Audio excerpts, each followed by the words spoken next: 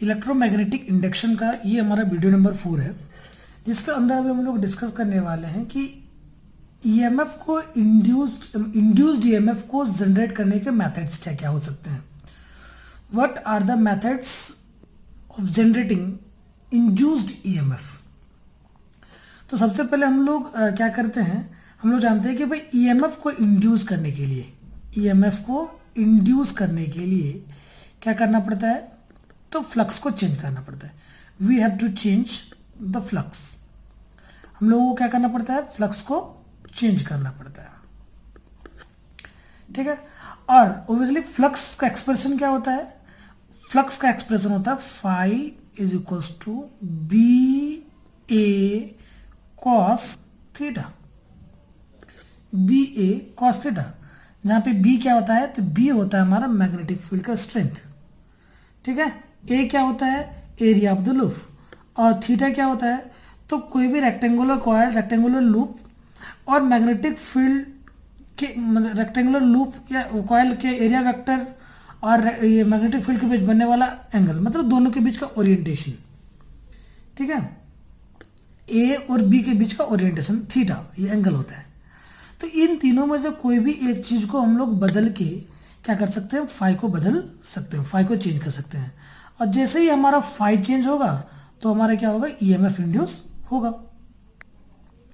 तो अभी हम लोग इसके पहले के 2 वीडियोस में हम लोगों ने इस बी को चेंज करके, फैराडे ने क्या किया था, फैराडे ने अपने एक्सपेरिमेंट में क्या किया था, तो इस बी को चेंज किया, मतलब कि कॉइल के अंदर मैग्नेट को डालना, कॉइल मैग्नेट से बाहर निकालना, मैग्नेट को कॉइल से बाहर निकालना। तो इन सारे चीज़ों में जो इन सारे फिनोमेनन में जो चीज़ें बदल रही थी वो क्या था, तो ये मैग्नेटिक फील्ड, ये बी वेरी कर रहा था उन सारे फिनोमेनन से। उसके बाद हम लोगों ने मोशनल ईएमएफ पढ़ा कि भाई हम लोग क्या करते हैं, कंडक्टिंग रेल की मदद से उस कंडक्टर को स्लाइड कर रहा था, तो उसमें एरिया ऑफ द लूप ये घट रहा था, ठीक है। या इसको बढ़ाया जा सकता है उसका जस्ट अपोजिट मूव करा के। तो इन दोनों को पढ़ने के बाद आज अभी हम लोग पढ़ेंगे जो तीसरा मेथड है, क्या, तो हम लोग इस एरिया वेक्टर और इस मैग्नेटिक फील्ड दोनों के बीच के ओरिएंटेशन, दैट मीन्स इस थीटा को वेरी करा के, हम लोग किस तरह से फ्लक्स को चेंज कर सकते हैं और फ्लक्स को चेंज करके ईएमएफ को इंड्यूस कर सकते हैं। तो अभी हम लोग कंसिडर कर रहे हैं, ये है हमारा कोई यूनिफॉर्म मैग्नेटिक फील्ड। हम लोग जानते हैं कि यूनिफॉर्म मैग्नेटिक फील्ड को कैसे दिखाते हैं, तो पैरेलल और इक्विडिस्टेंट लाइंस की मदद से दिखाते हैं। ये हमारा कोई यूनिफॉर्म मैग्नेटिक फील्ड है, ये नहीं बदल रहा है, ये वेरी नहीं हो रहा है, ठीक है। ये हमारा यूनिफॉर्म मैग्नेटिक फील्ड है। और इस यूनिफॉर्म मैग्नेटिक फील्ड में एक कॉइल है हमारा PQRS, ठीक है। ये हमारा कोई कॉइल है जिसको हम लोगों ने इस तरह से रखा है। इस कॉइल को हम लोग क्या नाम देंगे, इस कॉइल को नाम देंगे हम लोग PQR और S, ठीक है। और इस कॉइल का एरिया वेक्टर और मैग्नेटिक फील्ड, चलो मान लेते हैं कि ये भाई इस तरह से इसका एरिया वेक्टर है, जिसको हम लोग ऐसे दिखा रहे हैं अभी। और इस मैग्नेटिक फील्ड B, इसके बीच जो बनने वाला एंगल है ये है थीटा, ठीक है। तो जैसे ही ये कॉइल रोटेट करेगा, ऑब्वियसली ये थीटा वेरी करेगा, ये थीटा बदलेगा।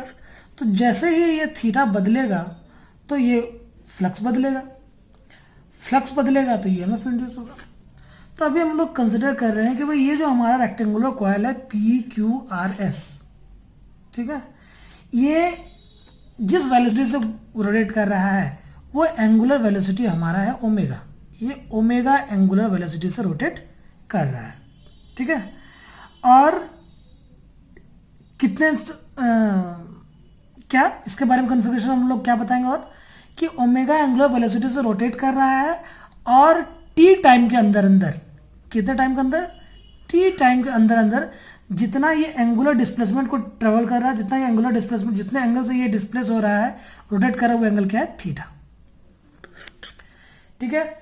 ये जो है हमारा रेक्टेंगुलर कॉइल PQRS, ये ओमेगा एंगुलर वेलोसिटी से रोटेट कर रहा है, घूम रहा है, और टी टाइम में कितना एंगुलर डिस्प्लेसमेंट को कर रहा है, थीटा। ठीक है, ओबियसली हम लोग जानते हैं क्या हो जाएगा, ये रिलेशन हम लोगों ने क्लास 11 में पढ़ा है कि ओमेगा इज इक्वल्स टू मतलब angular velocity equals to angular displacement by time.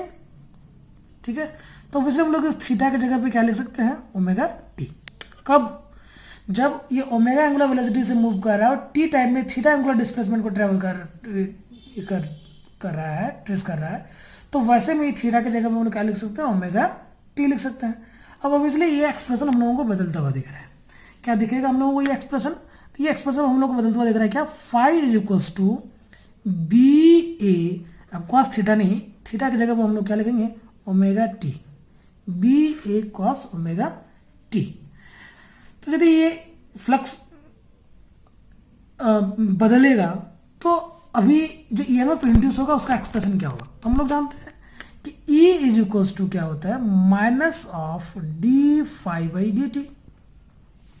ठीक है, और यहाँ पे फाई के जगह पे ओब्वियसली यहाँ पे जो फाई के जगह पे हम लोग क्या लिखेंगे, तो B A cos omega T, B A cos omega T. यदि इसको हम लोग ये करें, डिफ्रेंशिएट करें, तो ऑब्वियसली बी ए तो डिफ्रेंशिएट होने से रहा।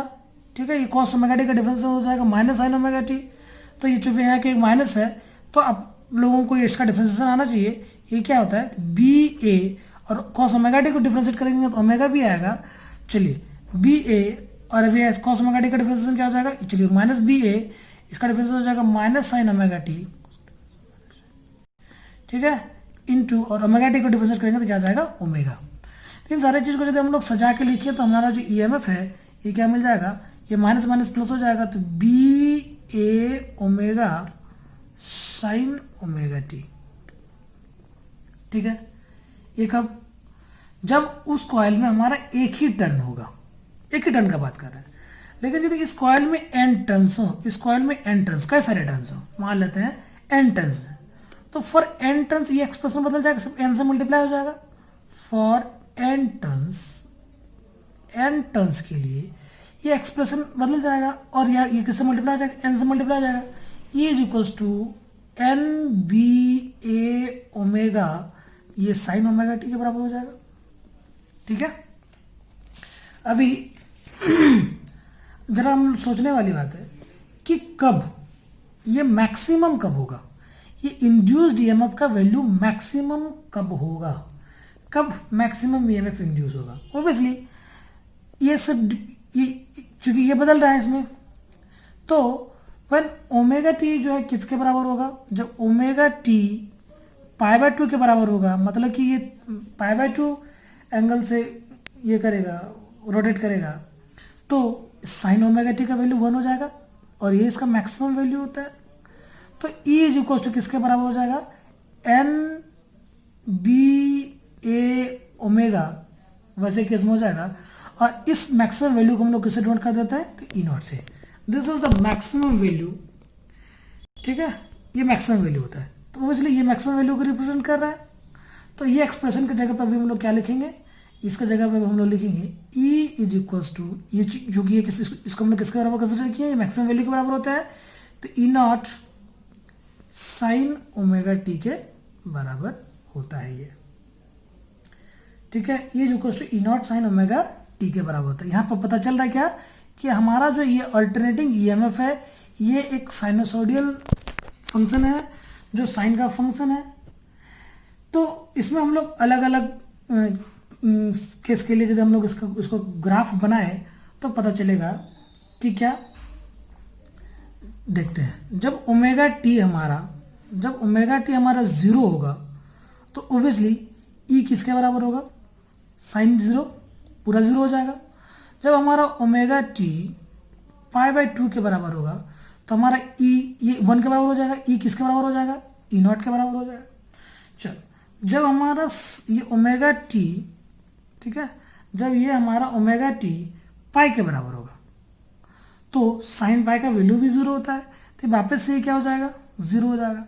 लेकिन जब ये ओमेगा टी हमारा थोड़ा सा और ज़्यादा होगा, 3 पाई बाय 2, ये ई इज इक्वल टू इसका वैल्यू -1 हो जाता है, sine omega t sine 3 pi by 2 का वैल्यू -1 होता है, तो ई जो कुछ किस बराबर हो जाएगा, माइनस ई नॉट के बराबर।